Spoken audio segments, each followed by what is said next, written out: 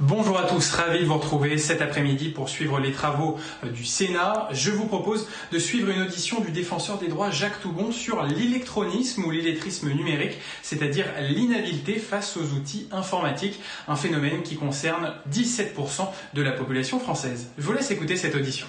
Concitoyens de la vie économique et sociale.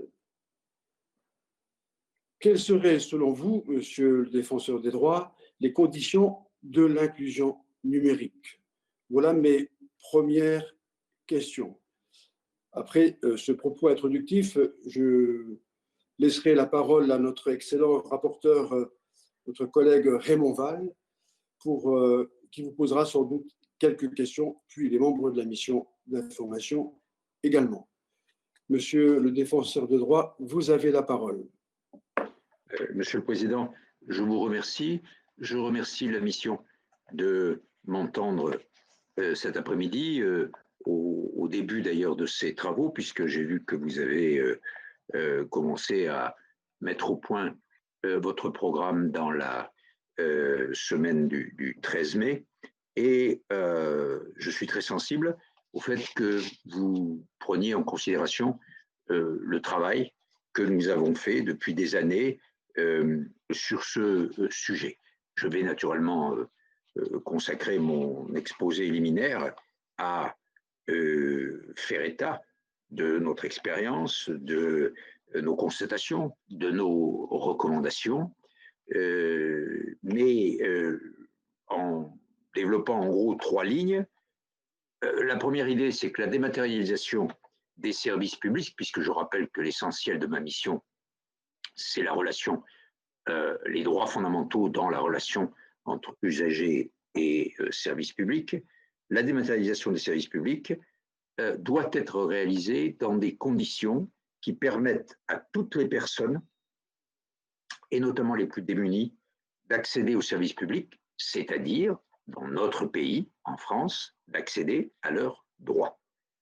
La deuxième ligne, le deuxième point important dans ce que je vais dire, les besoins spécifiques de certains publics doivent faire l'objet d'une attention toute particulière de la part des pouvoirs publics. Et ceci est d'une certaine façon une question, c'est le mot que vous employez, d'inclusion, de manière à ne pas laisser des minorités en quelque sorte exclues. Enfin, troisième idée, il convient de faire en sorte que la dématérialisation des services publics ne soit plus subie, mais qu'elle soit pensée et co-construite avec les usagers et pour les usagers.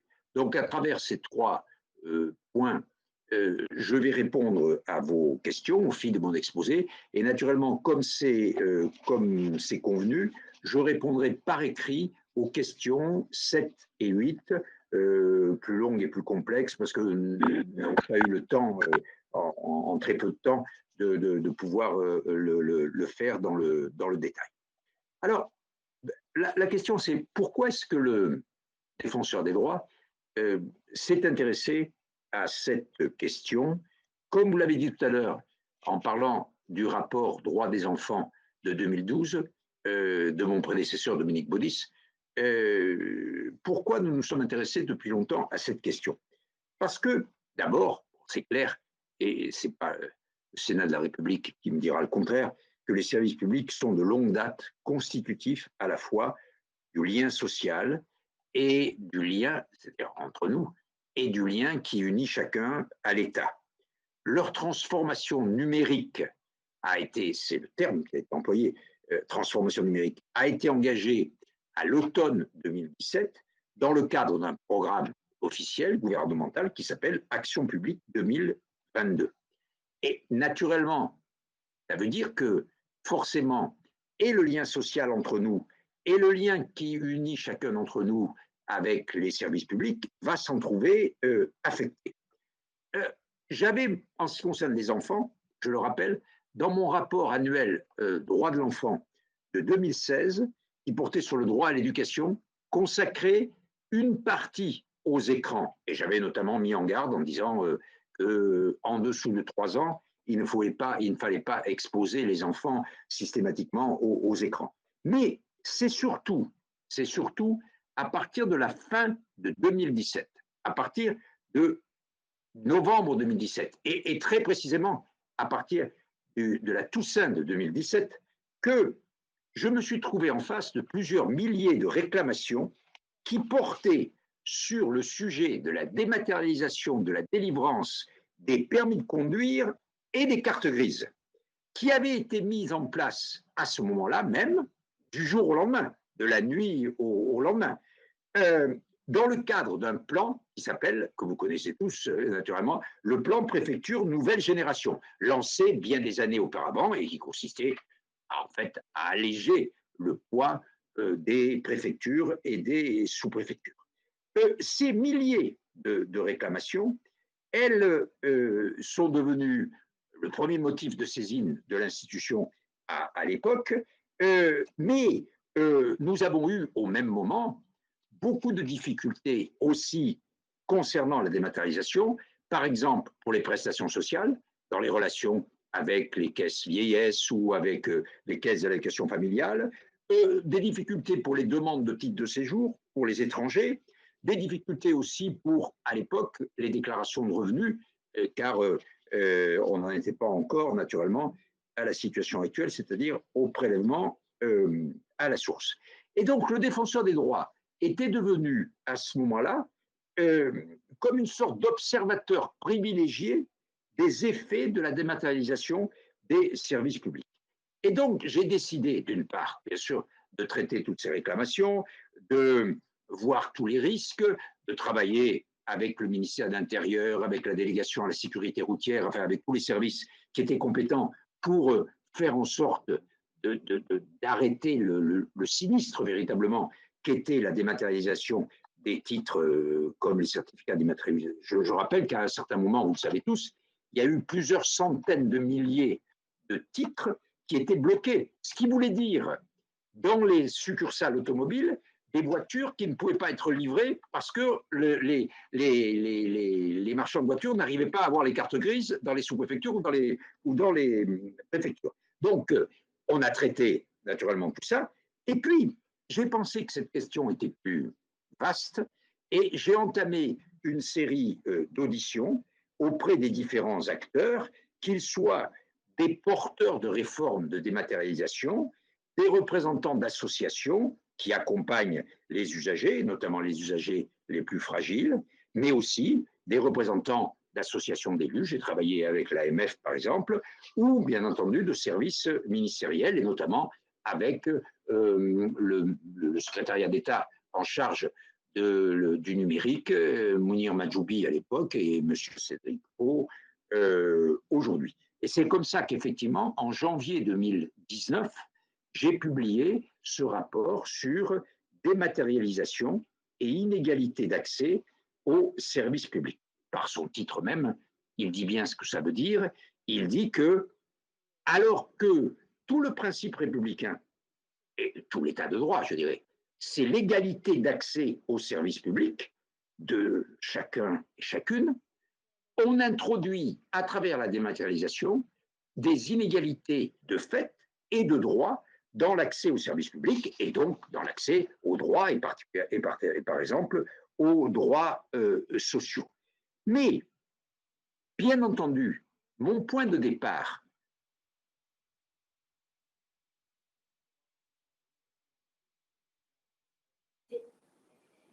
Monsieur Toubon, on ne vous entend plus. ce n'était pas de dénoncer ce processus.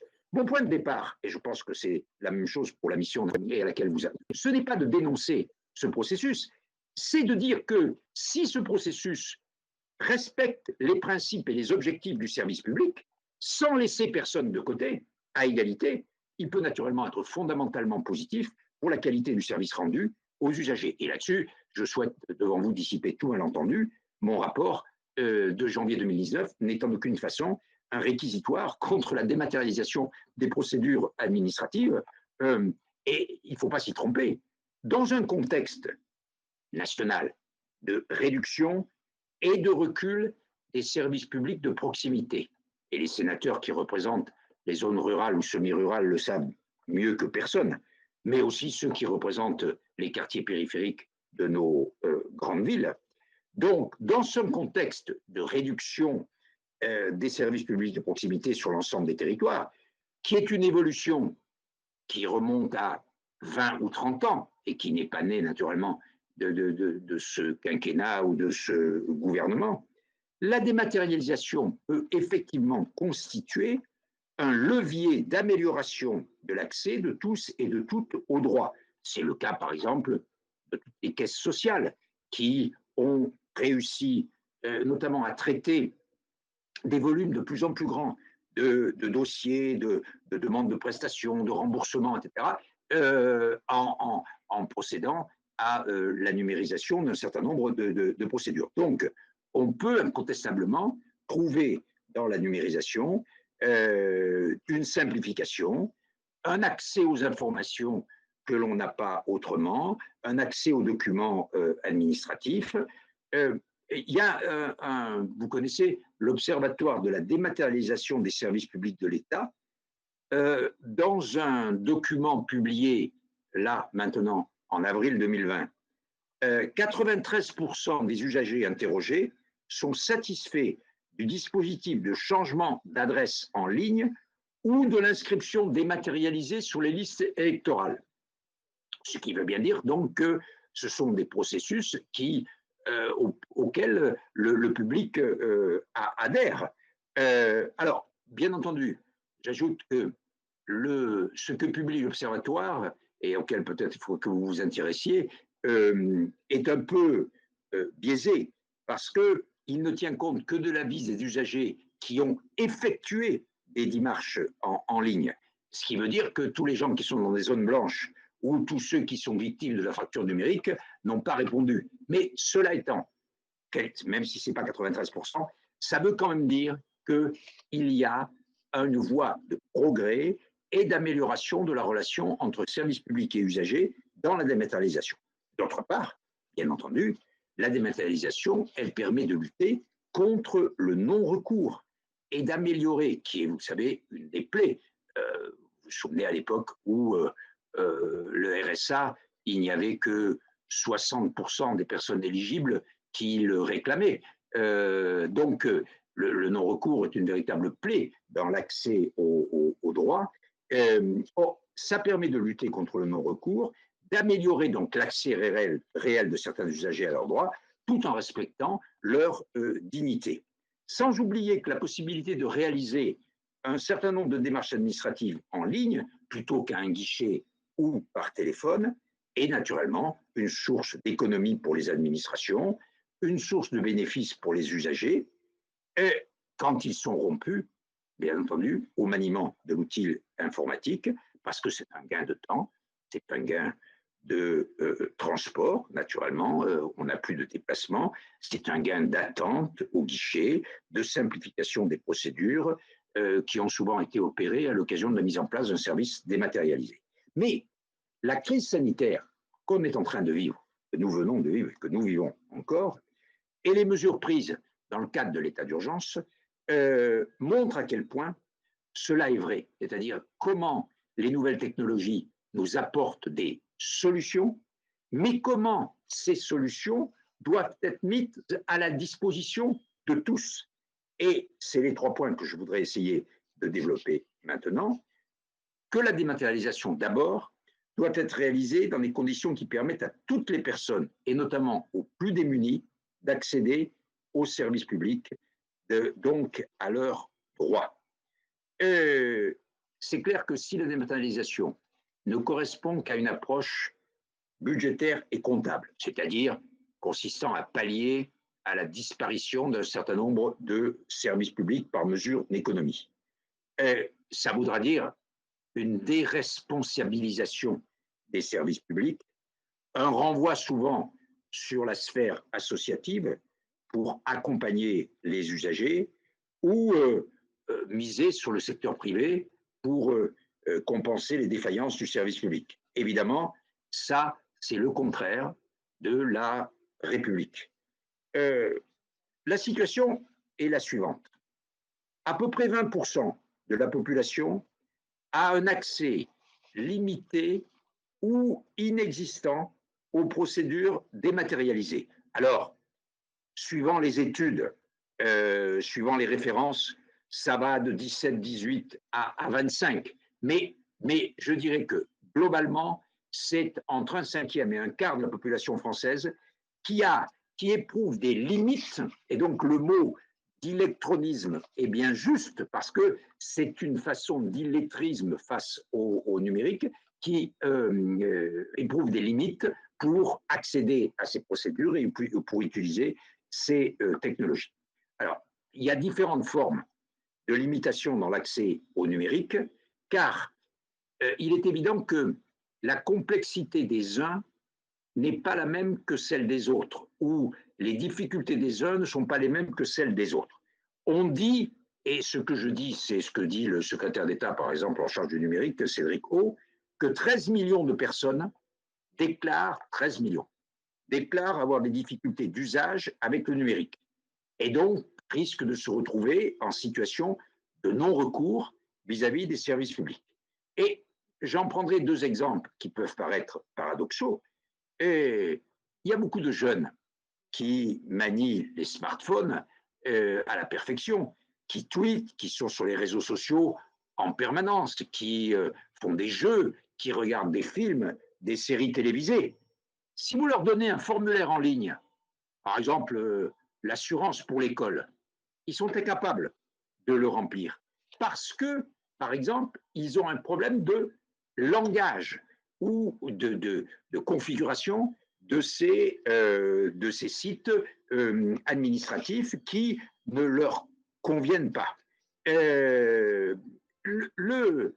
Vous avez des personnes âgées qui sont parfaitement socialisées, mais qui, pour autant, sont peu attirées par le numérique, ou au contraire, qui sont socialement ou géographiquement isolés, mais qui sont actifs sur les réseaux.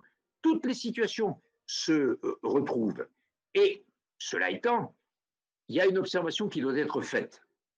C'est que l'absence de connexion est très élevée dans trois populations que sont les retraités, les non-diplômés et ceux qui ont un faible revenu. 40% n'ont pas de connexion parmi les personnes ayant des bas revenus. 54% parmi les personnes qui n'ont aucun diplôme. Et l'âge est aussi un facteur discriminant, même si les inégalités se réduisent. Ainsi, le taux de connexion à Internet atteint seulement 57% chez les personnes de 70 ans, alors qu'il est de 85% pour l'ensemble de la population.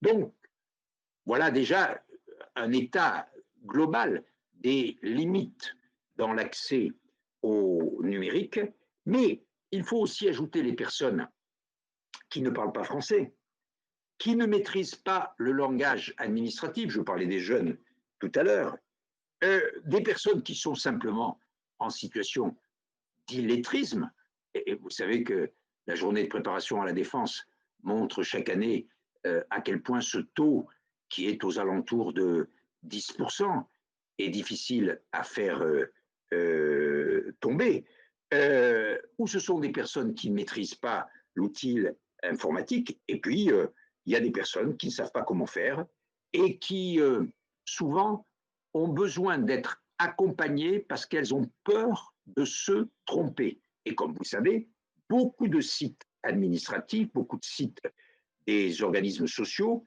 si vous vous trompez, vous ne pouvez pas revenir en arrière, vous ne pouvez pas corriger. Et c'est d'ailleurs une des améliorations qu'il va falloir installer, c'est la possibilité de toujours reprendre ses propres erreurs. Bien entendu, il y a aussi, c'est ce que j'ai souligné dans mon rapport, des obstacles structurels à la transformation numérique, et ne serait-ce que, il faut avoir une connexion Internet de qualité, le débit nécessaire pour réaliser une démarche administrative est estimé entre 3 et 8 mégabits par seconde. Et donc, on peut par exemple disposer d'un accès à DSL qu'on a depuis très longtemps et ne pas être en mesure d'avoir une connexion Internet suffisante pour réaliser une démarche en ligne. Il y a donc des zones que vous connaissez tous, blanches, grises, qui entravent l'accès des personnes à leurs droits. Et là, il y a des données territoriales, je les énumère, mais je pense que naturellement la mission les a prises en compte immédiatement. 0,7% des Français n'ont pas accès à une connexion Internet fixe. Non pas parce qu'il n'y a pas. 500 000 personnes sont en incapacité d'accéder au réseau.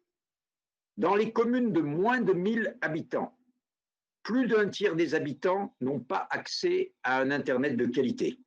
C'est-à-dire 75% des communes de France et 15% de la population. Ce n'est pas l'épaisseur du trait, c'est une situation qui est massive. 19% des Français n'ont pas d'ordinateur à domicile et 27% d'entre eux n'ont pas de smartphone. Donc, les équipements sont un des problèmes. D'ailleurs, j'ajoute que dans beaucoup de procédures, il ne faut pas seulement un ordinateur, mais il faut aussi un scanner pour réaliser les procédures et envoyer les pièces dans les démarches administratives. Et beaucoup de personnes peuvent avoir l'un et pas l'autre.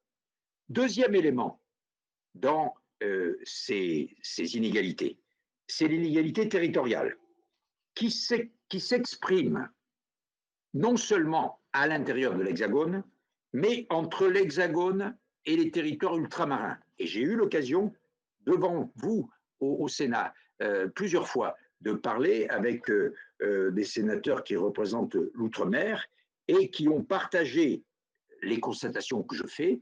Les ménages d'outre-mer n'ont pas bénéficié, contrairement aux ménages métropolitains, du développement des offres de forfait à bas prix, low cost, et de la baisse des prix qui a suivi.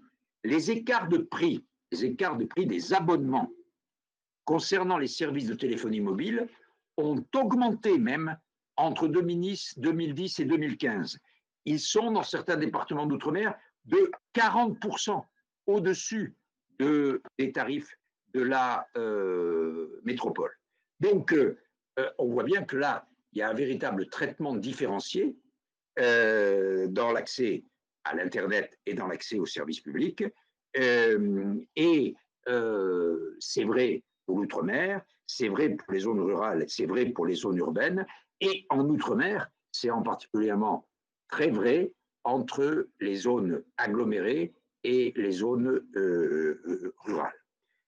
Enfin, le dernier point dans ces constatations sur l'inégalité, l'expérience de la dématérialisation montre, et c'est là où les pouvoirs publics et le Parlement notamment ont, je pense, une action à conduire, montre que le problème réside également dans la manière dont les administrations procèdent, dont les administrations se conduisent.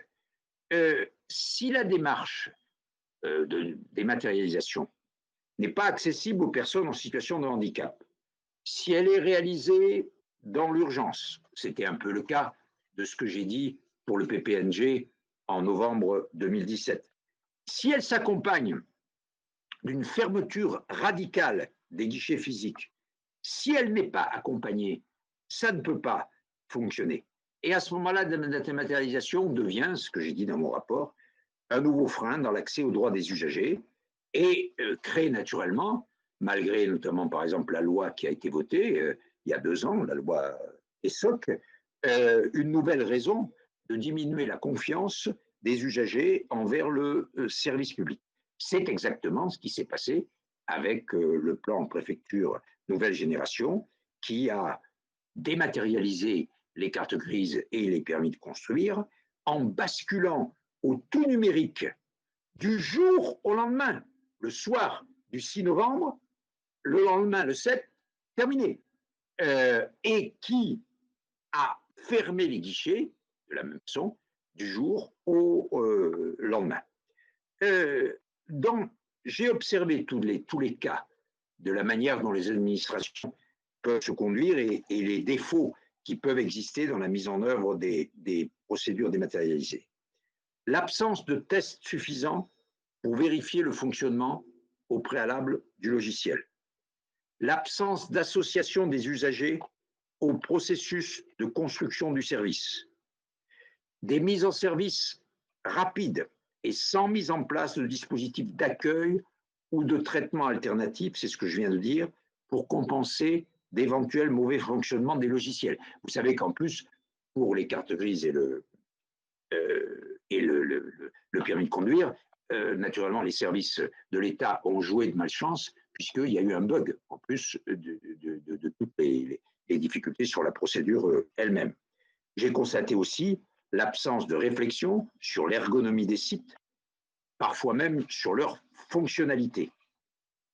La manière dont les administrations conduisent leurs projets, les investissements qui sont consentis ou non pour mettre en place les nouvelles procédures sont naturellement déterminantes. C'est de la responsabilité des services publics et des administrations d'organiser la continuité et la qualité du service. Par exemple, quand on propose des rendez-vous uniquement en ligne pour les démarches relatives au droit au séjour des étrangers, puis quand on prévoit sur le site où on doit prendre le rendez-vous un nombre de rendez-vous très largement insuffisant, eh bien, ça conduit au fait que ces personnes qui veulent entrer dans le système d'une préfecture pour demander un titre de séjour ne peuvent pas le faire et qui sont carrément privés de leurs droits. Vous savez que c'est la situation qui perdure encore aujourd'hui dans un certain nombre, par exemple, de grosses préfectures de la région parisienne. Je dois dire, pour terminer sur ce point, qu'il y a une prise de conscience du côté des pouvoirs publics de ces nécessités de la transformation numérique. J'en prendrai un exemple très précis. Il y a eu, vous le savez, au mois de janvier, la conférence nationale du handicap, comme tous les 2 ans, sous la présidence du président de la République. Et à cette occasion, le secrétaire d'État chargé du numérique, Cédric O, a fait une déclaration. C'est là notamment qu'il a dit qu'il y avait 13 millions de personnes qui étaient en difficulté. Il a reconnu ce que je vais vous dire, c'est-à-dire que la quasi-totalité des sites de l'administration ne sont pas accessibles encore aujourd'hui à beaucoup de personnes porteuses de handicap, et il s'est engagé à ce que ce soit une des priorités de son action. Je suis tout à fait, moi, prêt à lui faire grâce, comme au gouvernement, de ses intentions, car je crois que le gouvernement, l'État, mais aussi les collectivités territoriales et les grands services publics, notamment des droits sociaux, de la protection sociale, ont bien compris qu'on ne pourrait pas mettre en œuvre la numérisation en laissant de côté des millions et des millions de personnes. Et justement, c'est mon deuxième point, les besoins spécifiques de certains publics qui doivent faire l'objet d'une attention particulière. Et je viens de parler à l'instant, avec la déclaration de Cédric O à la CNH, des personnes handicapées. Ces publics dont je veux parler, c'est les personnes porteuses de handicap, les majeurs protégés et les détenus. Alors, la crise sanitaire, le virus SARS-CoV-2, qui a été un formidable révélateur, naturellement, a permis de constater le caractère stratégique de l'accès numérique des services publics pour les citoyens. Nous n'avons fonctionné que comme ça depuis le 16 mars. Et la continuité du service, les liens ont été maintenus entre personnes, entre les pouvoirs publics et les citoyens, de toutes les manières possibles.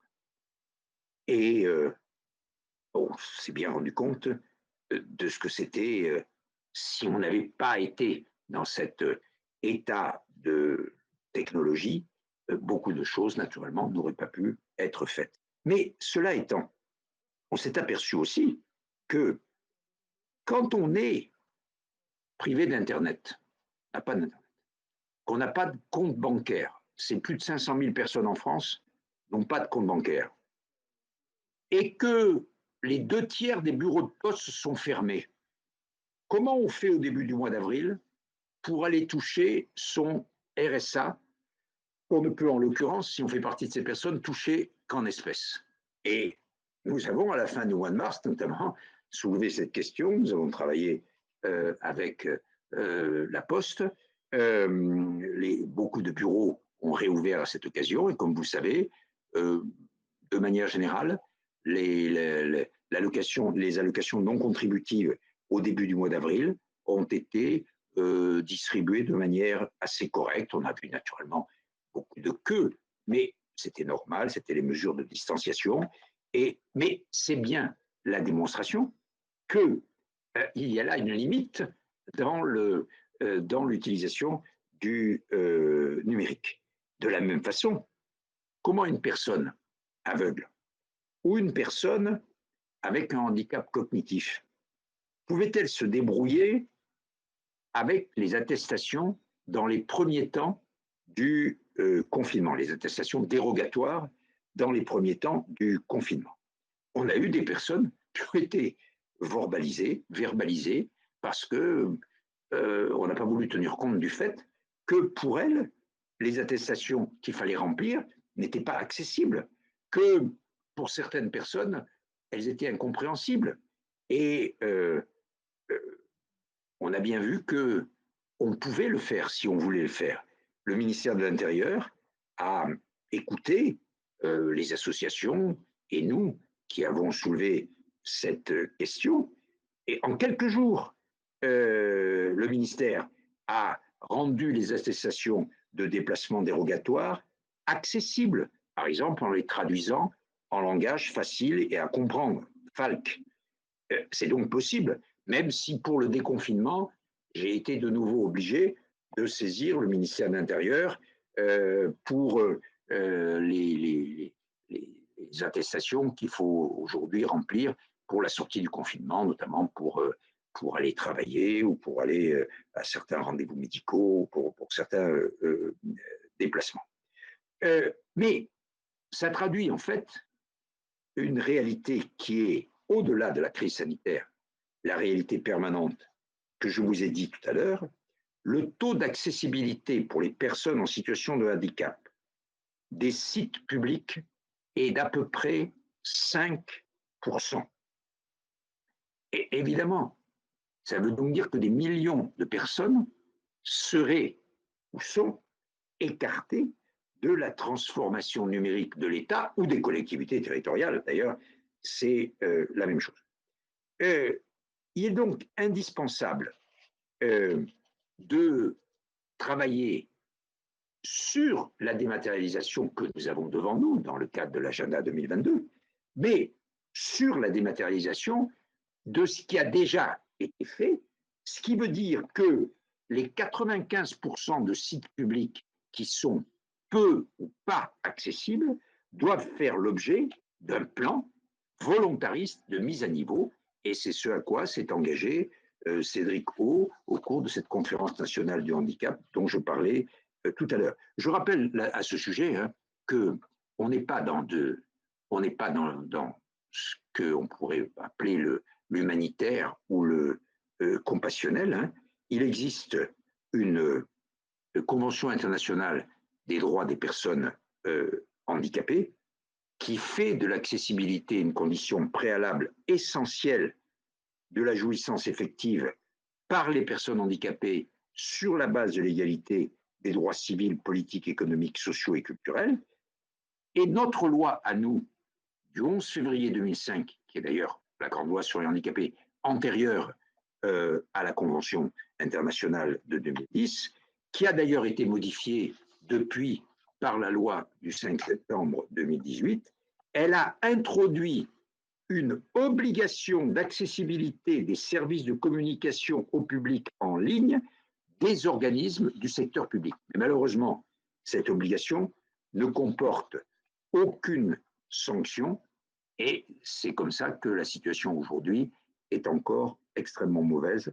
Comme je viens de le dire, il n'y a pas de sanction du non-respect des règles d'accessibilité. Il y a une amende qui ne porte pas sur le défaut d'accessibilité des sites en tant que tels, mais sur la publication ou pas sur le site de la mention de la conformité ou de l'absence de conformité. C'est un peu, vous savez, comme ces panneaux où on voit les permis de construire qui sont affichés et où on écrit dessus toute une série de choses, et puis sur le chantier derrière, les personnes qui font les travaux font des choses qui n'ont strictement rien à voir avec ce qui est écrit sur l'affiche. Eh bien, là, vous êtes pénalisé uniquement parce que vous n'avez pas mis que le site est conforme ou pas conforme, mais pas du tout parce qu'il n'est pas accessible. Donc, je le dis, c'est un des points peut-être principaux pour vous, pour votre mission. Si l'on veut véritablement qu'il y ait un accès large, qu'on lutte contre cet illectronisme, qu'on inclut, et vous savez très bien qu'en matière de personnes handicapées, la politique, c'est la politique d'inclusion, qu'il y ait donc une politique d'inclusion massive, il faut absolument que les règles d'accessibilité des sites publics soient assorties de sanctions dissuasives lorsqu'elles ne sont pas respectées. La question des majeurs protégés n'est pas prise en compte non plus dans les processus de dématérialisation des démarches administratives. Alors que les nouvelles technologies, tout le monde le sait, sont un des moyens de favoriser la participation pleine et effective des majeurs protégés, et notamment des personnes âgées dépendantes, à la société.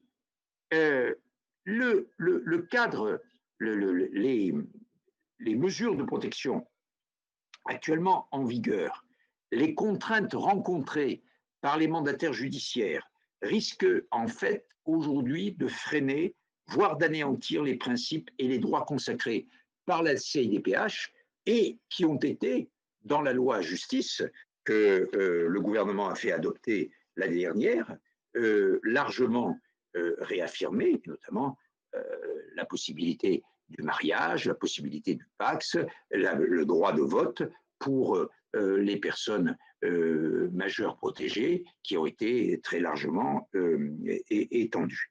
En fait, on a deux problèmes. C'est qu'il n'y a pas de possibilité sur les sites de démarches en ligne d'accès spécifique pour le tuteur du majeur, et donc ce dernier est contraint d'utiliser les identifiants personnels du majeur protégé dont il est le tuteur, et donc il l'exclut de fait, puisque c'est lui qui le fait, et pas l'autre qui peut le faire, de la démarche administrative. Or, tout le principe de la Convention internationale des droits des personnes handicapées, tout le principe de l'inclusion, c'est qu'on ne doit pas se substituer au majeur protégé, mais on doit l'accompagner dans l'activité qu'il doit pouvoir essayer de faire lui-même. Et il y a en fait une rupture d'égalité, bien entendu, entre les majeurs protégés et les autres usagers. C'est la même chose pour les mandataires judiciaires, qui sont garants de l'autonomie des majeurs protégés.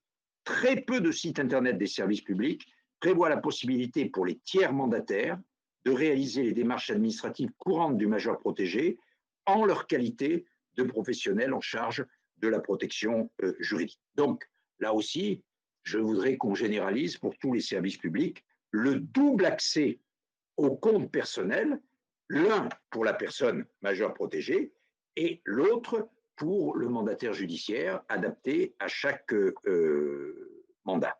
Et d'ailleurs, dans la même ligne, j'ai proposé, et je l'avais proposé au moment justement de la loi de programme sur la justice, la création d'un identifiant unique pour accéder à l'ensemble des services publics dématérialisés. Il y a actuellement, vous le savez, une mission et un débat à l'Assemblée nationale sur l'identifiant, sur l'identité numérique, et je vais prochainement être entendu d'ailleurs à ce sujet. Et je pense que la question d'identifiant unique est une question qu'il faut se poser. Enfin, la dernière catégorie qui pose des problèmes, ce sont naturellement les détenus. Pour un détenu, comme vous le savez, je pense que le principe est évident, la seule chose dont ils sont privés, c'est la liberté. Tous leurs autres droits, ils en jouissent, sauf ceux qui, à des titres de peine complémentaires, peuvent être privés de leurs droits civiques du droit d'exercer certaines professions. Mais de manière générale, seule la liberté d'aller et de venir est enlevée aux personnes qui sont détenues. Tous les autres droits, ils doivent pouvoir les faire valoir. Or, beaucoup de démarches administratives nécessitent de remplir des formulaires dématérialisés et ça veut dire que le détenu doit être nécessairement accompagné par un tiers puisqu'il ne peut pas accéder de manière autonome à ces formulaires dématérialisés. En fait, en pratique, ce sont les CPI, les conseillers, les CIP, les conseillers d'insertion et de probation qui réalisent toutes ces démarches. En fait, leur charge de travail ne leur permet pas de faire face à ça pour tous les détenus. Les difficultés sont aussi accentuées pour les détenus qui sont condamnés à des peines de très courte durée. Et en fait, on ne peut pas, pendant le temps très court où ils sont détenus, mettre en place un suivi par les services d'insertion.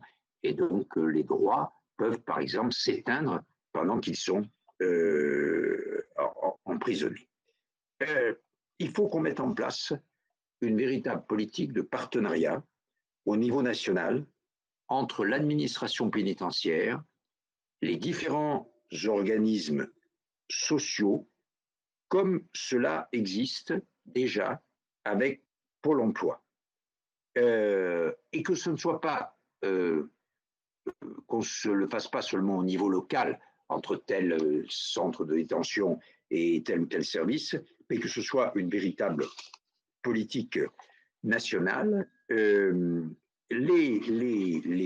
ce point de vue, il est évident qu'il faut qu'on trouve un moyen de résoudre la contradiction dans laquelle on est. Il y a une circulaire du 13 octobre 2009 qui est relative à l'accès à l'informatique pour les personnes placées sous main de justice. Elle interdit l'accès à l'Internet et ainsi elle limite l'accès des détenus à leurs droits. Donc, je crois qu'il faut qu'on étudie la possibilité pour que ces détenus puissent accéder au site Internet des services publics, pas à tout l'Internet, pas à des jeux, mais au site Internet des services publics, des organismes sociaux et au site de formation en ligne reconnu par le ministère de l'Éducation nationale. Je pense que c'est extrêmement important, notamment pour les détenus qui sont là, qui sont jeunes et qui sont là pendant un certain temps et qui doivent assurer leur formation. Je rappelle que dans le Code pénal, il y a une obligation d'insertion et de réinsertion du détenu. C'est l'article 131 du Code pénal. Et ce serait une manière de réaliser cette obligation. Dans les partenariats qui n'existent pas ou qui n'existent plus et qui seraient nécessaires, je veux prendre un exemple. C'est la carte d'identité. En fait, il y avait des procédures qui faisaient que le ministère de l'Intérieur assurait la possibilité d'aller faire les formalités pour faire renouveler une carte d'identité ou pour faire une carte d'identité à une personne détenue à l'intérieur de la détention. Et aujourd'hui, ces procédures, comme vous le savez, pour la CNI, sont dématérialisées et beaucoup de détenus n'ont donc plus la possibilité de se voir délivrer ou renouveler une carte d'identité. En fait, qu'est-ce qui se passe? Le détenu doit faire une pré-demande en ligne, puis, en principe, 2 déplacements en mairie, et donc chaque fois une autorisation de sortie donnée par le juge Pour se faire délivrer ça, j'ai saisi, il y a encore quelque temps, pendant la période du confinement d'ailleurs, j'ai saisi le ministère de l'Intérieur pour qu'on rétablisse une procédure qui soit plus accessible. Pour l'instant, ça n'a pas encore été fait. J'ai aussi, dans la politique d'inclusion, en quelque sorte, des détenus, j'ai aussi fait la proposition d'un dispositif de coffre-fort numérique qui permettrait aux détenus, quand ils entrent en détention, de détenir sur ce compte, en quelque sorte, l'ensemble des pièces justificatives pour une demande de papier administratif. Il y a aussi une difficulté, c'est que certaines démarches administratives exigent un paiement en ligne. Et il faudrait donc que ces obligations de paiement imposées par la réglementation connaissent des exceptions et qu'une autre modalité de paiement puisse être mise à la disposition des détenus, autre que l'utilisation d'un compte bancaire. Comme je l'ai dit tout à l'heure, 500 000 personnes aujourd'hui, selon la Banque de France, selon son rapport sur l'inclusion bancaire de 2017, ne disposent pas de compte bancaire. Donc, ce que je voudrais dire, pour conclure sur ces publics particuliers et défavorisés, c'est qu'il faut absolument que ce que nous voyons à travers l'urgence sanitaire et ce que nous avons vu depuis des années dans la transformation des conditions d'accès aux services publics est aujourd'hui exacerbé par le fait que nous sommes confinés, doivent inciter l'ensemble des acteurs publics à adapter et améliorer les services numériques qui existent ou qui se mettent en place. La transformation de l'État, l'évolution des services publics, mesdames et messieurs les sénateurs, doivent impérativement tenir compte de la situation réelle des usagers et de tous les usagers. Enfin, je terminerai en disant, troisième idée, qu'il faut faire en sorte que la dématérialisation des services publics ne soit plus subie, mais qu'elle soit pensée et co-construite avec les usagers et pour les usagers. Il faut que les initiatives privées ou publiques qui existent et qui accompagnent les personnes dans l'accès aux procédures dématérialisées montrent que ça fonctionne. Mais ça ne peut pas résoudre les difficultés de millions de personnes.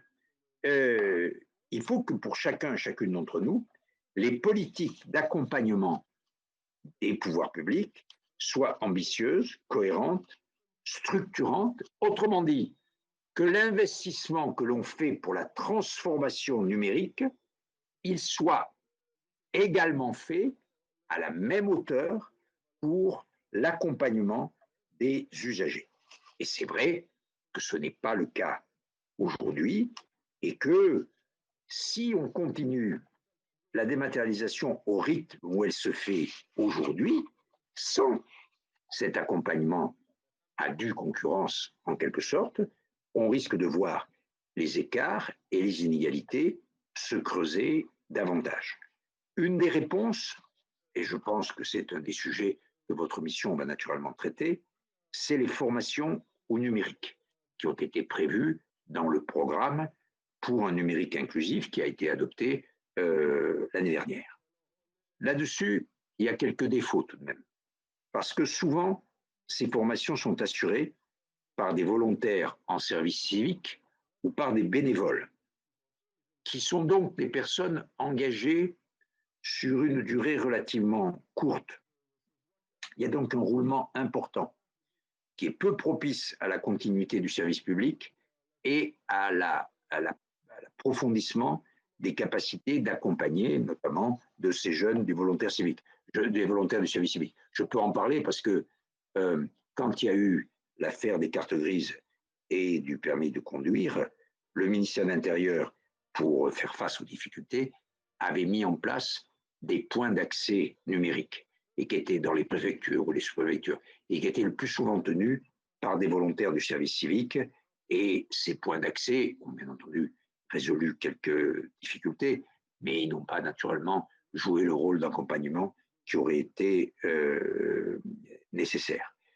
L'accompagnement doit être fait par des professionnels formés au numérique et au travail social.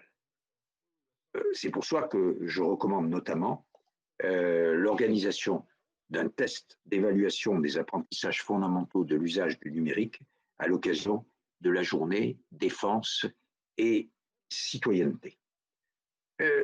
Notre période qui s'est ouverte au mois de mars du confinement a soudainement exacerbé les inégalités face au monde numérique, et notamment parce que les lieux d'accompagnement ont été pour la plupart fermés, ces lieux où les personnes éloignées du numérique ou en difficulté vont pour faire leur démarche. Les délégués du défenseur des droits, qui se sont tous arrêtés de fonctionner en présentiel, ils ont continué à fonctionner naturellement en virtuel, les écrivains publics, les associations d'entraide, les centres communaux d'action sociale. Et certaines personnes se sont trouvées, nous en avons des cas, dans l'impossibilité matérielle d'accéder à leurs droits ou de comprendre les consignes mises en place pendant cette période et d'accéder donc simplement à un ordinateur pour réaliser leur démarche. Je pense que cette période a montré toute l'importance non seulement de l'accompagnement, mais de la médiation. Et je mets beaucoup d'espoir pour ma part, je pense vous aussi, mesdames et messieurs les sénateurs, dans le nouveau dispositif France Service qui a été lancé l'année dernière et qui prend la suite des maisons de service au public et qui semble vouloir répondre à l'enjeu des difficultés d'accès aux services publics d'une partie de la population. On le jugera naturellement sur les résultats obtenus, mais moi je tiens beaucoup à rappeler devant vous qu'au moment de la loi ESSOC en particulier, j'ai de nouveau défendu une disposition législative au sein du code des relations entre les usagers et l'administration, imposant de préserver plusieurs modalités d'accès aux services publics pour qu'aucune démarche administrative ne soit accessible uniquement par voie dématérialisée. Et cette question reste naturellement d'actualité, mais cela étant, comme je l'ai dit tout à l'heure, beaucoup reste à faire. Si on veut que la dématérialisation des services publics soit réalisée dans des conditions qui permettent à toutes les personnes d'accéder aux services publics, donc à leurs droits, et ne soit plus subie, mais qu'elle soit pensée et co-construite avec les usagers et pour les usagers. Et cela est possible. Nous en avons un exemple, qui est un exemple pas anecdotique du tout. C'est la réforme de la prime d'activité qui a été faite en 2016. La nouvelle prime d'activité était attribuée exclusivement en ligne. 90% des éligibles sont allés la toucher. Mais pourquoi? Parce qu'au moins un tiers des personnes ont été accompagnées par des agents de Pôle emploi ou des caisses d'allocation familiale pour réaliser les demandes en ligne.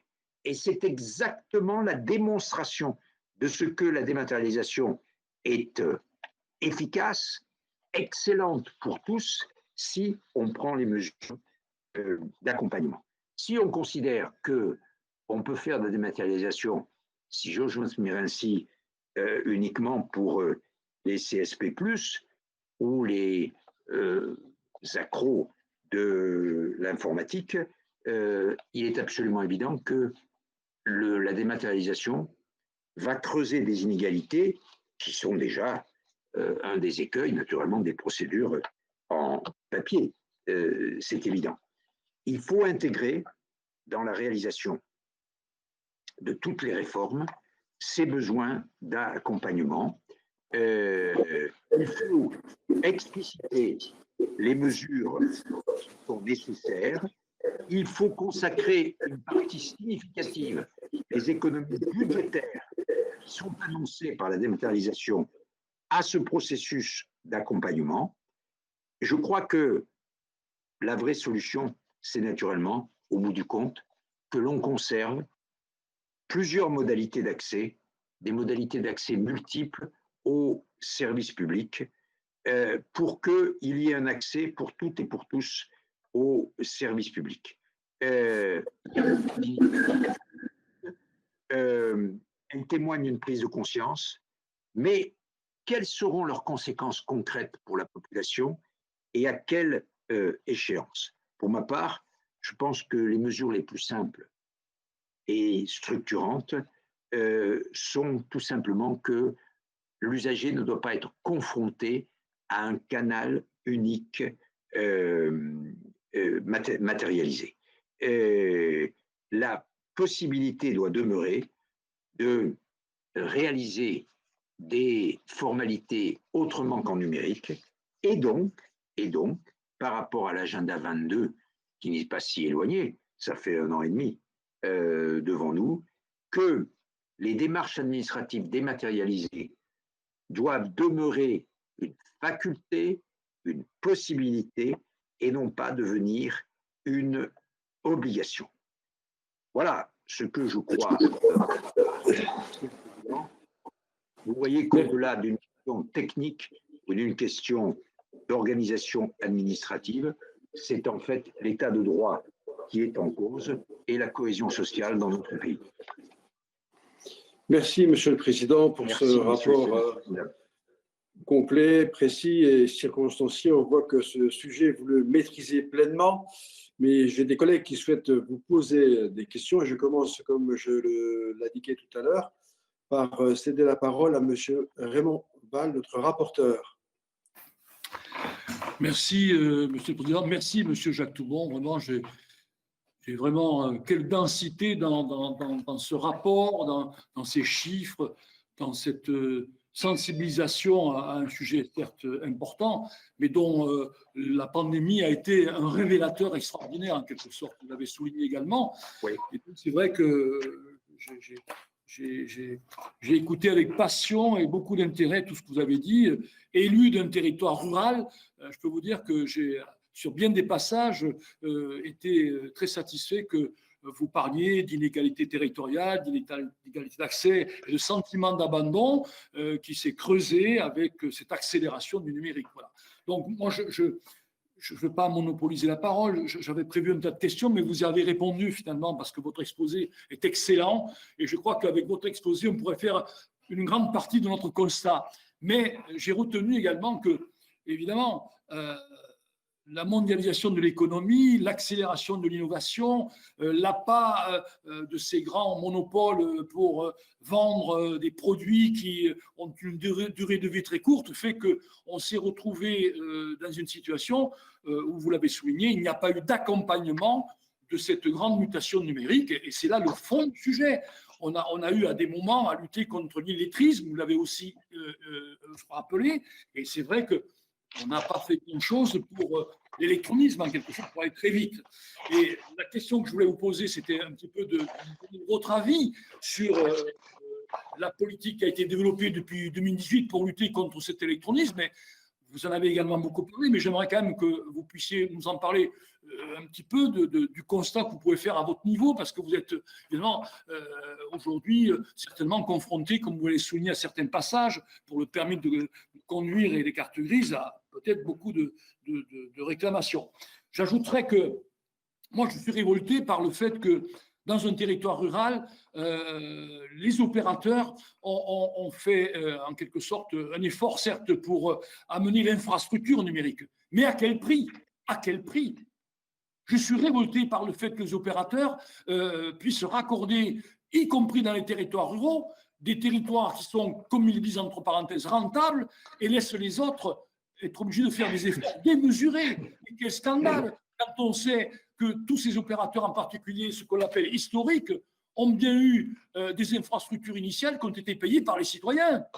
Oui. Et donc, on a démarré avec une infrastructure qui a été gracieusement mise à leur disposition. Et lorsqu'il a fallu le mettre à un certain niveau, le faire évoluer et passer à ce numérique, je trouve que politiquement, et je ne m'exclus pas de la responsabilité, nous avons été très mauvais, très mauvais. C'est scandaleux. La ruralité en particulier, dans ce problème de numérique, est à bout parce qu'elle a dû apporter ses contributions pour des routes, pour des autoroutes, pour des voies ferrées qui ont d'ailleurs la plupart des cas disparu, et il a fallu en plus qu'elles apportent leur contribution d'une manière importante, environ entre 45 et 50%. Si je prends le cas du département du Gers, ça va coûter environ 90 millions. 90 millions pour désenclaver le département. Ce département au potentiel fiscal très pauvre va payer 45 millions d'euros pour pouvoir avoir un accès sans aucun accompagnement de ces opérateurs, ce que vous disiez tout à l'heure sur la formation, le minimum de formation.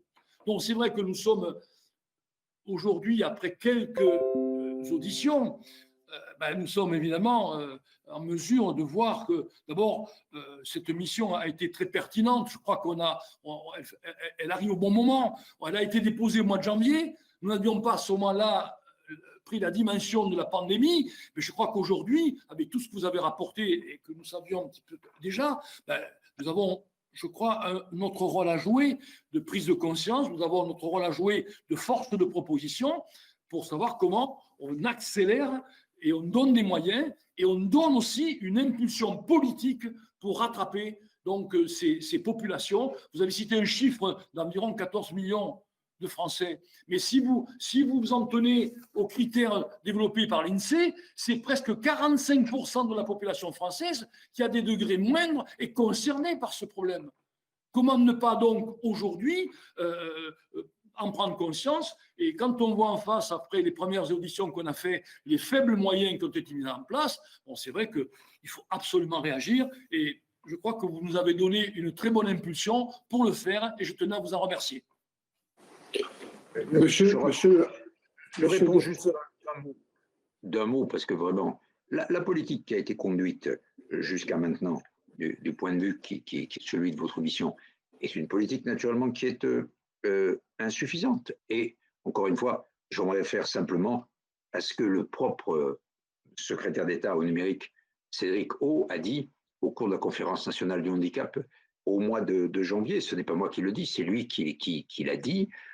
Donc, il y a un effort très important à faire et il y a surtout, il faut un changement de paradigme. Il faut que toutes ces opérations de transformation soient faites en intégrant l'usager ultime dès le début dans la construction et la configuration du système. Il faut dès le début se demander comment dans le Gers, comment dans les Hauts-de-Seine, comment ce monsieur ou cette dame de tel âge ou de telles conditions pourra utiliser le système que nous sommes en train de mettre en place, qui a toutes les qualités intrinsèques. Mais il faut se poser la question, est-ce qu'il va pouvoir être utilisé par tout le monde et par chacune et par chacun? C'est exactement la question. Il faut le mettre au début de tout projet, à qui ça s'adresse et comment les gens vont pouvoir l'utiliser.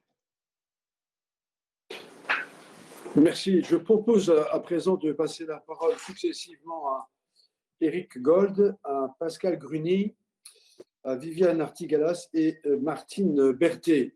Je vous fais observer que certains de nos collègues sont au contrat de nous quitter vers 17h.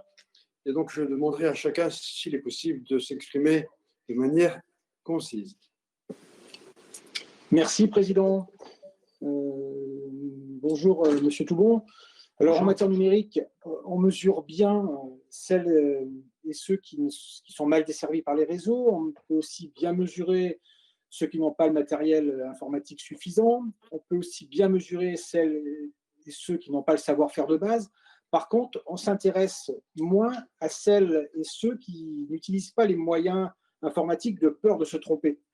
Les applications ou logiciels sont aujourd'hui conçus pour un public d'initiés, vous le disiez tout à l'heure, voire de personnes expérimentées, et ne montrent aucune bienveillance avec les personnes les plus fragiles. Vous avez marqué dans les personnes les plus fragiles, évidemment, les non-diplômés, les parvenus et les personnes âgées, c'est de cela qu'évidemment je veux parler. On remarque aussi le manque de mise en confiance des utilisateurs, y compris lorsqu'on navigue sur des sites institutionnels. Souvent, ces sites sont anxiogènes pour les plus fragiles. Et pour vous, donc, j'aimerais savoir quels sont les accompagnements qui font défaut et sommes-nous assez exigeants avec les concepteurs de logiciels ou les donneurs d'ordre en termes d'inclusion numérique, puisque la dématérialisation est maintenant la règle dans les services publics. Et puis, pensez-vous que les maisons France Service ou les MSAP représentent une solution satisfaisante pour les personnes les plus écartées du numérique? Même si vous avez déjà répondu en partie à ces questions, mais je vous remercie d'insister encore. Monsieur Gold, je vous ferai une réponse très précise. Vous avez voté une loi qui s'appelle ESSOC.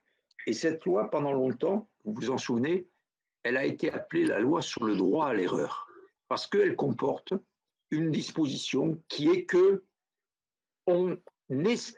disons, par exemple, un organisme social ne va plus considérer comme nécessairement un fraudeur une personne qui aura fait une erreur, qui se sera trompé de case, etc. Il ne va pas lui réclamer des indus. Il va y avoir en quelque sorte une présomption de bonne foi pour la personne qui s'est trompée, par exemple en remplissant un formulaire électronique. Eh bien, c'est exactement de ça qu'il s'agit. Il faut, et j'ajoute que cette disposition a été votée par la loi, par vous, elle n'a pas fait pour le moment l'objet de textes d'application, notamment pas de circulaire dans les organismes sociaux. Et il y a encore pas très longtemps, j'avais saisi la direction de la sécurité sociale en disant il faut traduire ce droit à l'erreur dans des instructions aux responsables des caisses partout dans les départements. Donc, voilà une mesure que vous devriez préconiser. Et en tout cas, il est tout à fait clair que c'est ça.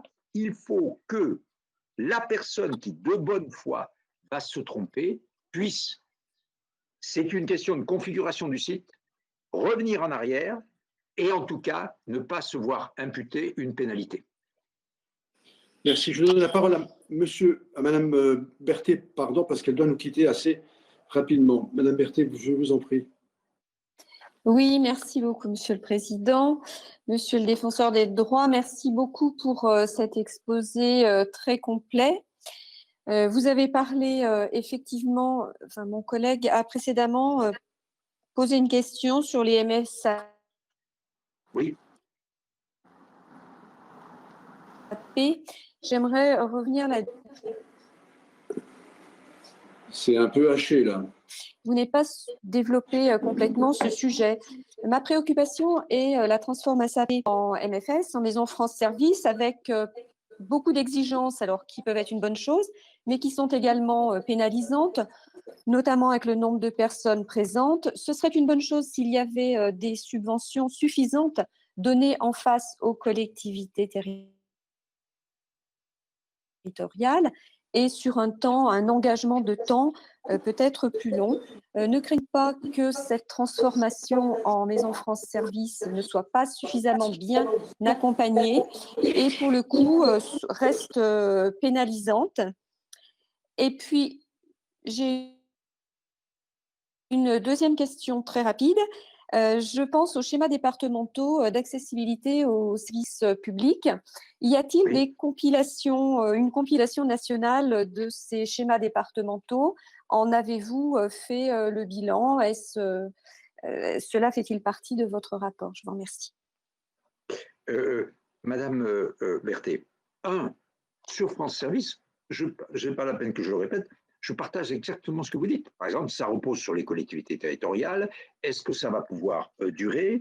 Est-ce que dans les maisons France Service, il y a les 9, 10 services, compétences qui sont nécessaires, etc.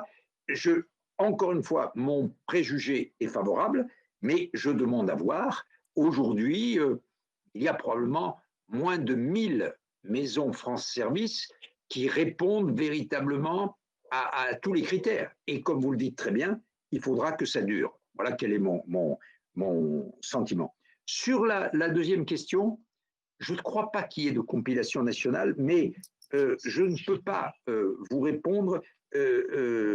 Participe à cette visioconférence deux de mes collaboratrices, et notamment une collaboratrice qui s'appelle Céline Gérardot. Si je peux lui faire un appel, et est-ce qu'elle est capable de répondre à cette question? Est-ce qu'il y a une réponse à cette question? Est-ce qu'il y a une compilation nationale des schémas départementaux? Alors, bonjour. Il n'y a pas de compilation. Il existe un service à l'ANCT qui récupère tous les schémas départementaux, qui a un tableau Excel qui les récapitule, où il y a tout le détail de ce que comprend ce schéma départemental, mais il n'y a pas une étude et une compilation pour savoir ce qui est vraiment réalisé. C'est seulement une collecte de tous les documents des schémas départementaux. Très bien.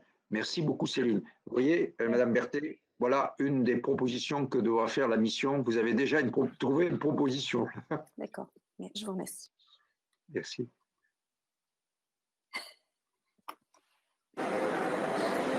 Merci Madame beaucoup. Pascale Gruny. Merci, Président. Je vois devant moi, c'est pour ça que je m'attendais à ce qu'elle parle, je la vois. Bonjour Monsieur Toubon, je suis ravie de vous retrouver, toujours en pleine forme, et merci pour votre exposé vraiment très très intéressant. Moi justement, j'ai une question par rapport à l'Union européenne. Est-ce que Oui. vous avez fait des comparatifs? Moi-même, j'ai fait un rapport sur TPE, PME et numérisation. Et donc, je suis allée au Danemark. On avait hésité avec l'Estonie et ces deux pays sont très, très en avance en fait sur l'accès au numérique et la dématérialisation, et ce depuis très longtemps.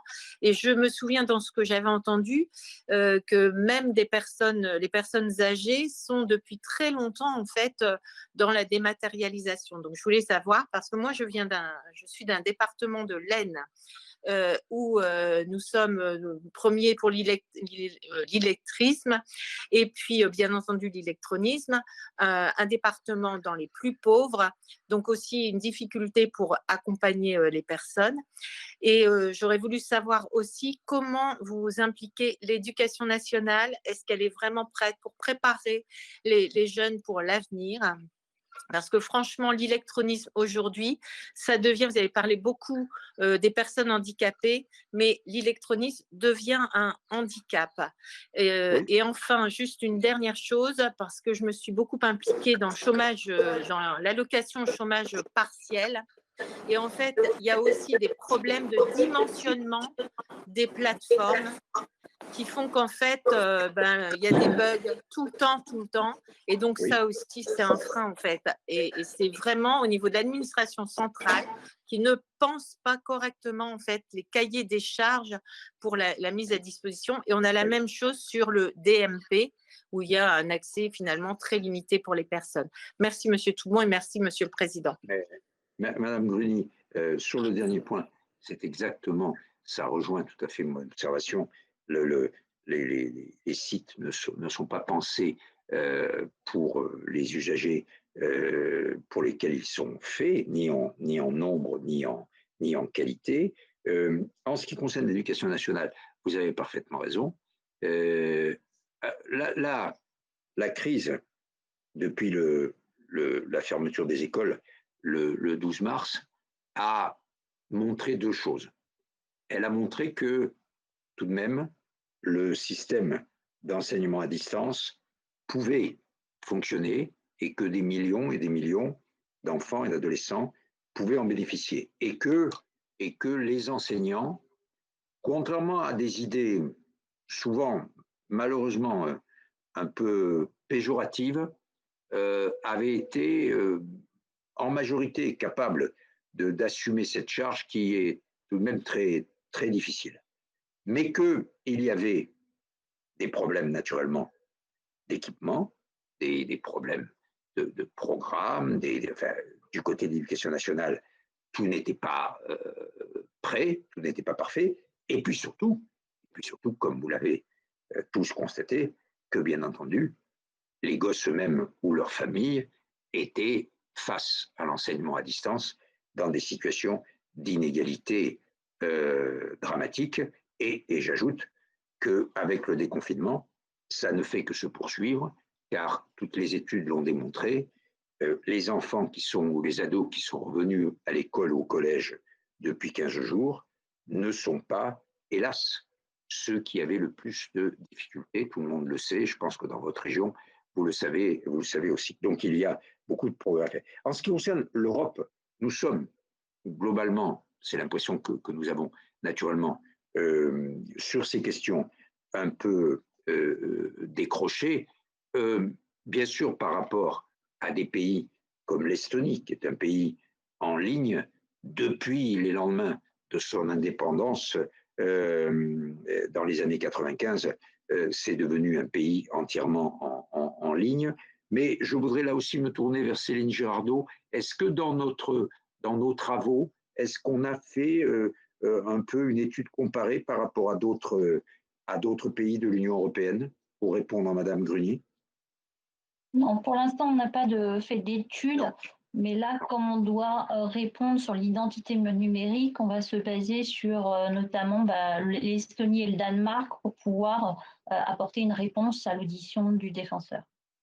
Oui, on va dans les réponses écrites, je le dirai davantage, mais je pense globalement que, et là je fais un peu de philosophie, et on l'a bien vu dans ce qui a été fait ou ce qui est en train d'être préparé. Vous allez discuter d'ici quelques jours de l'application Stop Covid au Sénat comme à l'Assemblée.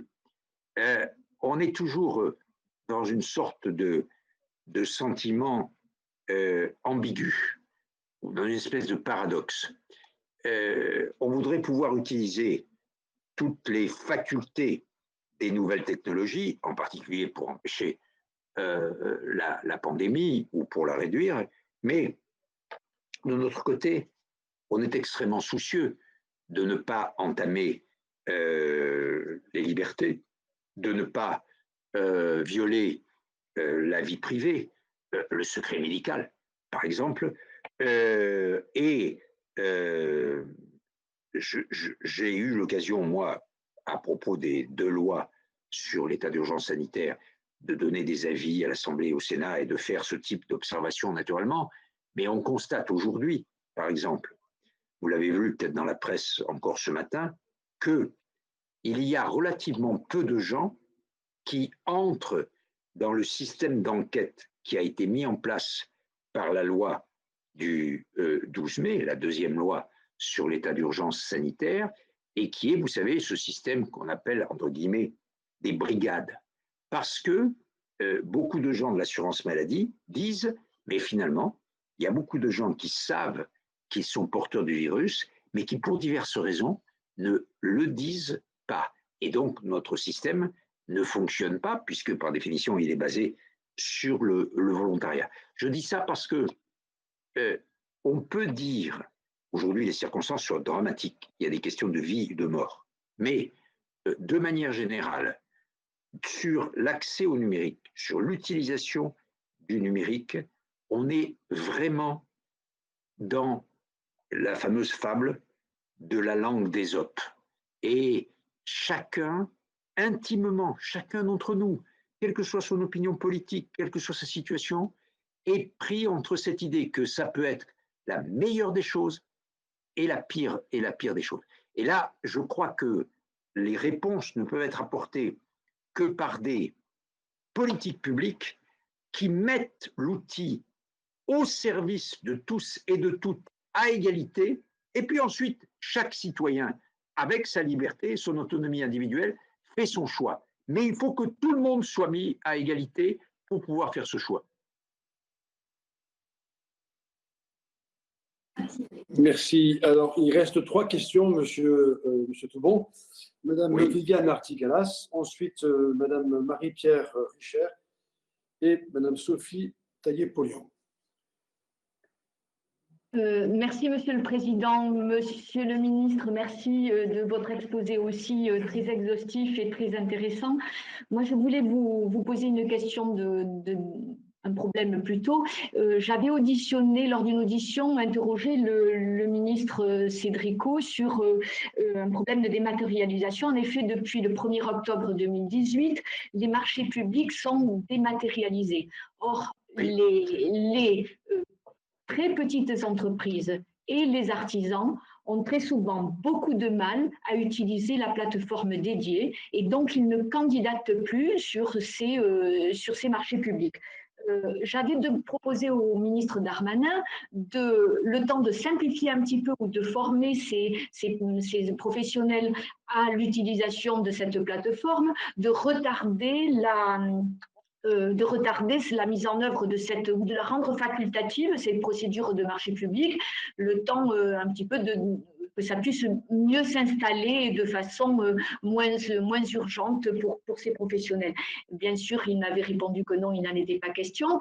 Donc moi, je voulais savoir si vous aviez été vous-même saisi de ce problème, parce que c'est un accès à des marchés qui sont quand même importants, en particulier en milieu rural, pour ces petites entreprises.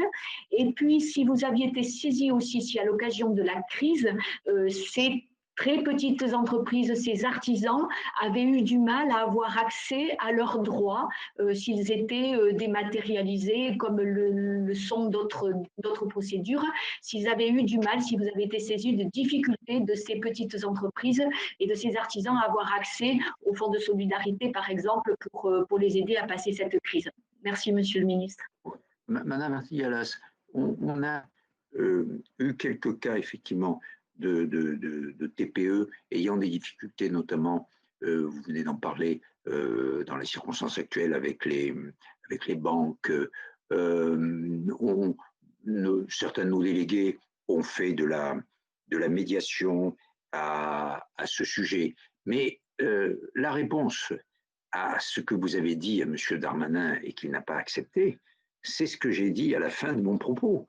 Il faut toujours maintenir une voie traditionnelle, une voie en papier, et de manière à ce que tout le monde puisse y accéder. Et je pense que vous allez avoir sûrement, car beaucoup de choses ne sont pas réglementaires, beaucoup de choses touchent à des principes et donc sont de niveau législatif. Je pense que vous allez avoir, dans les temps qui viennent, dans les 2 ans qui viennent, à examiner des textes qui toucheront toutes ces questions. Je crois qu'il faut que le Sénat, comme l'Assemblée, soit extrêmement intransigeant avec l'exécutif, avec le gouvernement, pour qu'on n'admette pas de mettre en place ces procédures, je dirais, à l'économie, c'est-à-dire en sachant à l'avance qu'il y a un certain pourcentage de personnes qui sont concernées qui ne pourront pas en bénéficier. C'est évidemment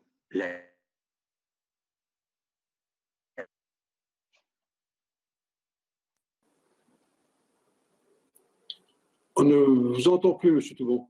Ah si, mais c'est parce que... Excusez-moi, c'était moi. Ensuite, il restait Madame Sophie Taillé-Polion et Madame Richer. Merci, Monsieur le Président. Merci, Monsieur Toubon, pour toutes ces informations et réflexions qui sont tout à fait passionnantes. Et on voit bien que c'est là un sujet majeur pour le maintien de l'état de droit.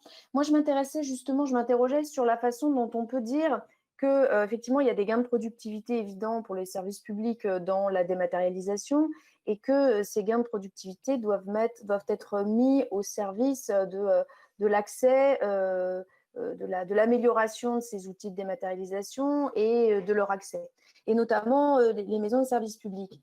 Les maisons de services publics, il y aura a priori des agents qui seront des agents extrêmement polyvalents. Moi, ce qui m'interroge au-delà de ça, c'est de me dire, avec la multiplication des outils de dématérialisation, on arrive aussi à une plus grande difficulté à gérer les cas complexes. Comment faire pour que, si les moyens sont mis davantage, ce qui est très bien, pour, je dirais, gérer l'accès aux cas simples, c'est-à-dire remplir le formulaire et pouvoir ainsi bénéficier de l'accès aux services publics.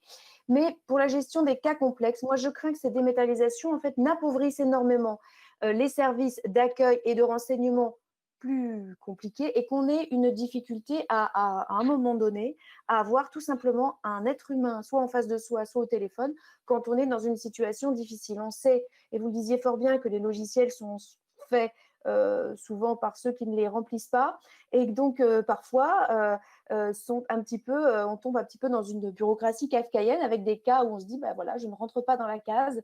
Donc comment faire pour que des moyens soient conservés pour une gestion humaine des cas complexes, des cas qui ne sont pas prévus et qui représentent certes une faible proportion de tous les dossiers à traiter, mais qui peuvent se révéler être de véritables cauchemars pour les usagers du service public qui y sont confrontés. Je vous remercie. Madame, vous parlez d'or. Nous avons, depuis que nous étudions ces questions, mis au centre de nos préoccupations l'absence de dialogue que l'utilisation de la dématérialisation introduit dans la relation entre l'usager et le service public. Quand vous allez à un guichet, vous avez en face de vous un monsieur ou une dame auquel vous pouvez poser des questions, qui normalement va vous répondre, auquel vous pouvez tout simplement tendre un formulaire et lui dire « Madame, qu'est-ce que ça veut dire ça ? Est-ce qu'il faut cocher cette case ou est-ce qu'il faut cocher cette case ? Est-ce que ça veut dire, est-ce que dans ma situation, je dois remplir cette case ou je dois remplir cette case ?» C'est la même chose quand vous êtes au téléphone classique. Vous avez la possibilité de dialoguer. Ce que vous dites très bien et ce que nous avons dénoncé, c'est que le système tel qu'il est aujourd'hui de dématérialisation est un système unilatéral, c'est-à-dire dans lequel l'usager, à un certain moment, ça arrive très souvent, il va planter, ou il aura une proposition, une question, une case auquel il ne comprendra pas ce qu'il faut répondre. Il le fera au petit bonheur la chance. Et on va se retrouver dans la situation de l'erreur dont on parlait tout à l'heure avec M. Gold. Donc, je pense que une des mesures que la mission d'information doit impérativement, à mon avis, préconiser, c'est naturellement le retour de l'humain. Et je vous donne un exemple. Je parlais tout à l'heure de la prime d'activité, qui a bien fonctionné. Mais je prends un autre exemple. On se plaint toujours beaucoup des services des finances. On se plaint beaucoup de ce que la Direction générale des finances publiques est en train de regrouper son dispositif, et notamment dans les départements ruraux et semi-ruraux. On supprime ce qu'on appelait dans les temps anciens les perceptions, les trésoreries, et on remplace par un certain nombre de points d'accès qui vont être plus réduits en nombre, mais où les personnes qui veulent faire des formalités, qui ont des problèmes, pourront accéder à de l'information et pourront discuter. Alors, peut-être faudra-t-il qu'elles y aillent, peut-être pourront-elles le faire par téléphone, mais ce que je veux dire, c'est que j'ai trouvé que la Direction générale des finances publiques, et vous voyez, je le dis de manière tout à fait innocente, parce qu'en général, c'est de bonne loi de taper sur le dos des finances. Je pense que la Direction générale des finances publiques a pris les choses dans le bon sens. Elle a bien vu qu'elle avait un problème d'implantation, donc ces implantations vont être réduites. Elle va les remplacer par d'autres, au même endroit ou dans d'autres endroits, en nombre plus réduit, et ces nouvelles implantations vont rendre des services qui seront, dans beaucoup de cas, appuyés sur une présence humaine physique ou une présence humaine téléphonique. J'ai vu 2 ou 3 départements que j'ai eu l'occasion visiter, et à chaque fois, moi je m'intéresse naturellement à ces questions, puisque c'est mon boulot, l'accès aux services publics. J'ai vu 2 ou 3 départements dans lesquels la direction départementale des finances publiques a, à mon avis, réussi la reconversion, en quelque sorte, des services, et où les maires, qui étaient extrêmement anxieux, bien entendu, et même furieux, de voir disparaître les perceptions, les trésoreries, se déclarent aujourd'hui relativement satisfaits du système qui est mis en place. C'est une réponse humaine, et je crois, Madame Taillé-Polian, que c'est ça, là aussi, une des recommandations, c'est le retour de l'humain, avec les économies que la dématérialisation procure. Et elles sont incontestables. Eh bien, il faut pouvoir, dans les sous-préfectures, dans certains services publics, dans certains organismes sociaux, dans les maisons France Service, installer des agents de l'État, et pas seulement des agents payés par les collectivités territoriales, parce que les collectivités territoriales, elles ont bon dos, mais il y a un jour où elles ne pourront plus. Et donc, je crois que vous avez touché un point très important de l'humain.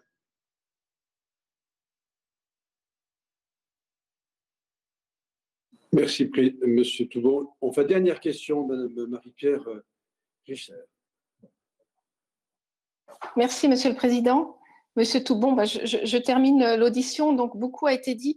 Oui. Je voudrais revenir sur 2 points. Vous avez évoqué, me semble-t-il, 13 millions de personnes aujourd'hui qui seraient concernées par l'électronisme. Oui. Je voulais savoir si ce chiffre était en augmentation ou stable par rapport à la prise de conscience de ce qu'est l'électronisme, parce que ça ne date pas d'aujourd'hui, malheureusement, puisque quand on remonte dans les années antérieures, dès 1999, un Premier ministre de l'époque mettait tout le monde en garde en disant qu'il ne fallait pas que l'électronisme devienne l'avatar de l'électrisme. Donc voilà, où nous en sommes aujourd'hui, je pense que malheureusement, les décennies ont passé et qu'on est toujours dans cette notion d'électronisme. La crise sanitaire a entraîné une accélération considérable de l'entrée dans le numérique, que ce soit pour la médecine avec la téléconsultation, que ce soit au niveau de l'éducation nationale, comme ça a été rappelé tout à l'heure, pour nos jeunes, comme pour le télétravail. Ne pensez-vous pas que cette accélération peut laisser encore plus de personnes sur le côté, alors que ça peut être une chance pour beaucoup de nos territoires ruraux? Je suis du département du Cher. Voilà, est-ce qu'on ne va pas avoir des personnes qui vont entrer dans cette forme d'électronisme, parce que c'est tellement vague que je pense que chacun, à un moment dans son parcours de vie, est un électroniste. Donc, voilà, est-ce que cette fracture sociale, cet isolement aussi, je pense notamment aux EHPAD où les personnes ont été confinées avec entre guillemets, les dégâts que l'on peut connaître. On a vu aussi que le numérique pouvait rompre l'isolement.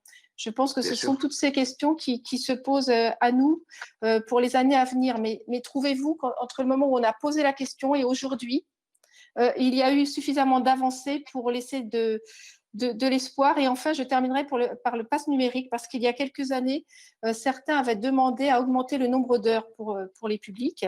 Oui. Je crois qu'il était de 20 heures, ou il demandait jusqu'à 28 heures. Je crois que ça fait 1 an ou 2. De la même façon, savoir où nous en sommes. Merci, Monsieur Toubon. Madame Richer, c'est très difficile peut-être d'estimer quelle est la part de la population qui peut être qualifiée de population en difficulté face aux formalités numérisées, face à la numérisation.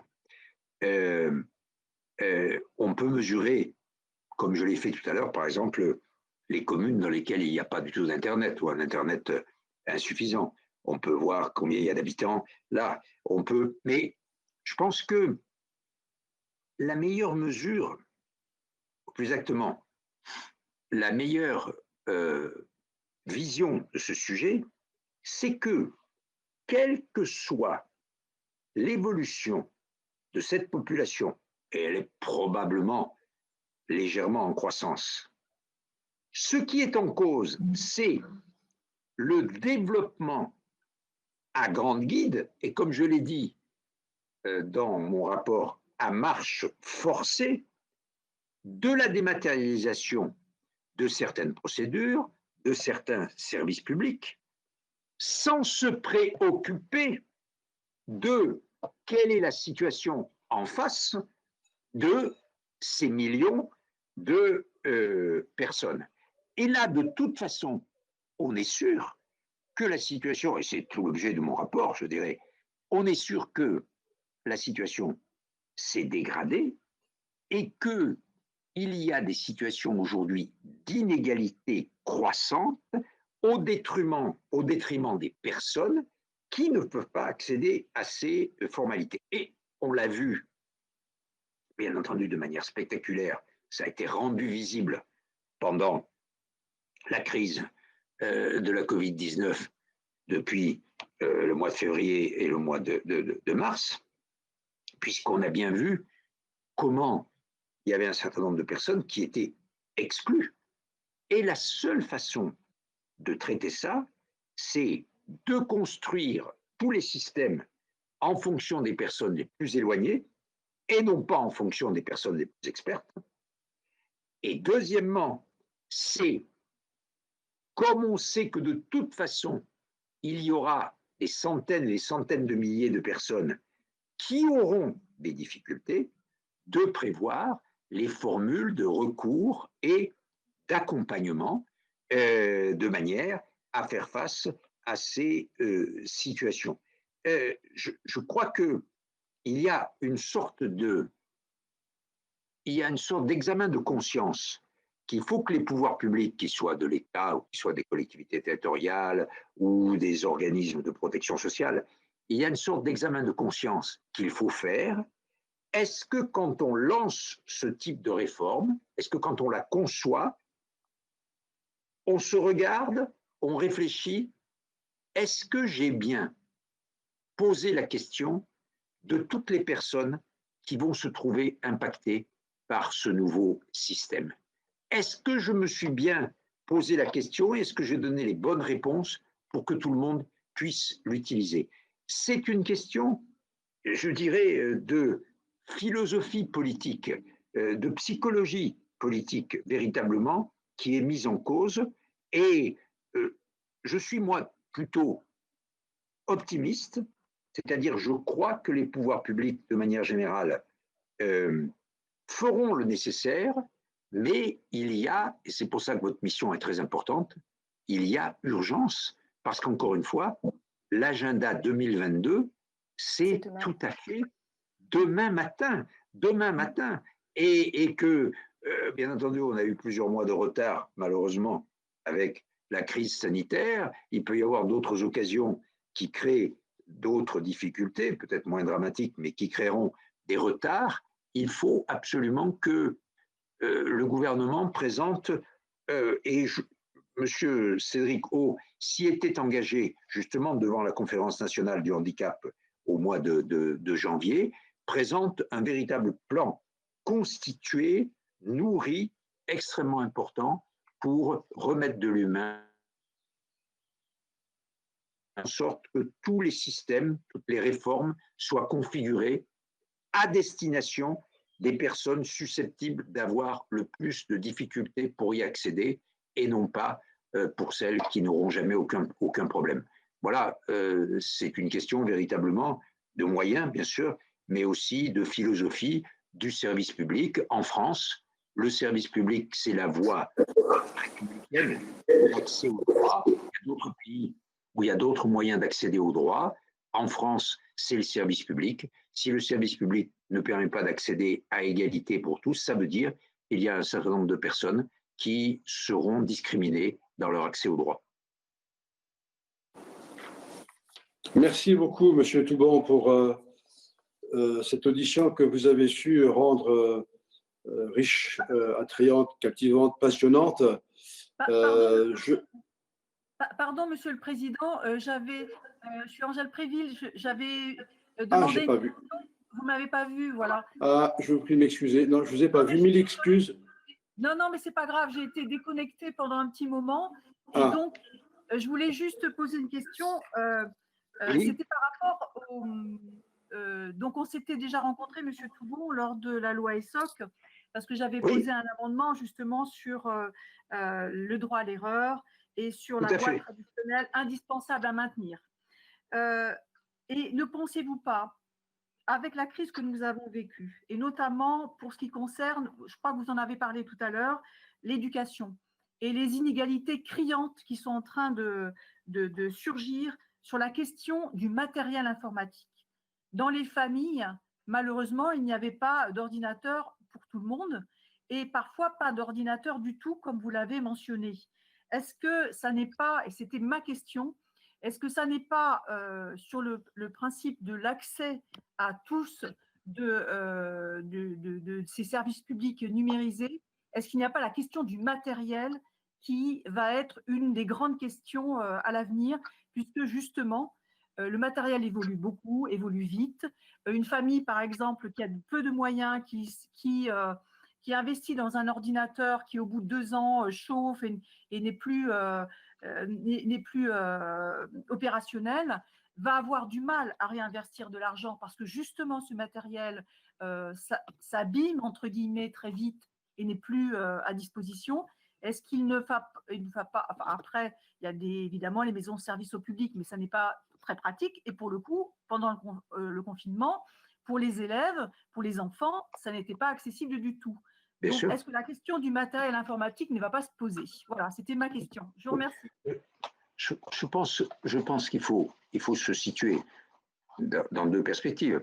La perspective d'une période normale, disons, qui n'est pas la crise que nous vivons actuellement, et dans laquelle il faut incontestablement que, comme je l'ai dit tout à l'heure, nous ayons la possibilité de compléter la dématérialisation par des voies alternatives et par l'accompagnement. Et puis, dans des périodes de crise comme celle que nous connaissons, c'est là effectivement qu'apparaît de manière plus criante l'inégalité entre ceux qui disposent de moyens et ceux qui n'en disposent pas. Là, le défenseur des droits peut difficilement s'exprimer parce que c'est naturellement une question de choix de politique publique, mais on peut s'interroger sur le point de savoir si l'éducation à distance n'étant pas de toute façon en train de se développer,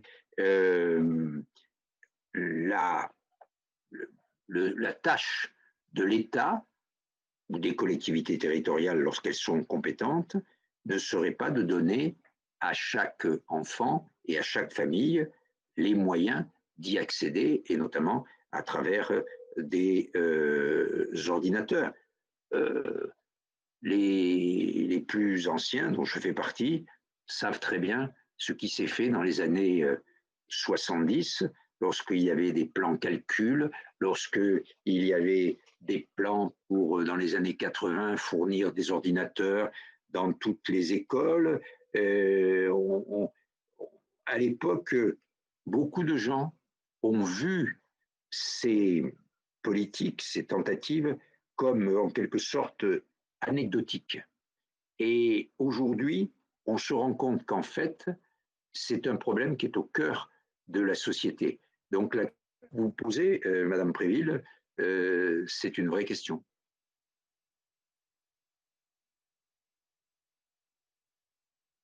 Bien, si donc il n'y a plus de questions. Est-ce qu'il y a encore des questions puisque...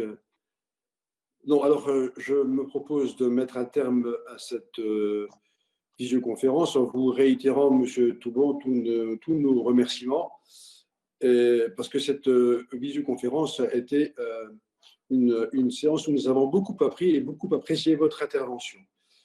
À mes collègues, je donne rendez-vous dès demain, puisqu'il y a une nouvelle visioconférence à partir de 15h autour de Monsieur Jean-Marc Mériot, directeur du numérique de l'éducation.